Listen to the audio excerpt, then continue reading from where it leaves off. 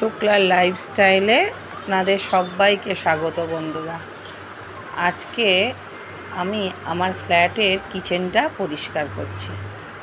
আমাদের বাঙালিদের 12 মাসে 13 পার্বণ, তার মধ্যে রান্না পুজো হচ্ছে একটা বড় পার্বণ। আজকে আমি আমার কিচেনের সমস্ত জিনিসপত্র নামিয়ে কিচেনটাকে ডিপ ক্লিন করে নিচ্ছি। আপনাদের কার কার রান্না পুজো আছে আমাকে কমেন্ট করে জানাবেন। জিনিসপত্র চারিদিকে ছড়িয়ে ছিটিয়ে একাকার অবস্থা। এগুলোকে আমি জায়গার জিনিস আবার জায়গায় তুলে গুছিয়ে এটাকে আবার আমার পরিষ্কার করে নিতে হবে। ডিপ ক্লিনের পরে আমার কিচেনটা কেমন লাগছে আপনারা একবার দেখে নিন।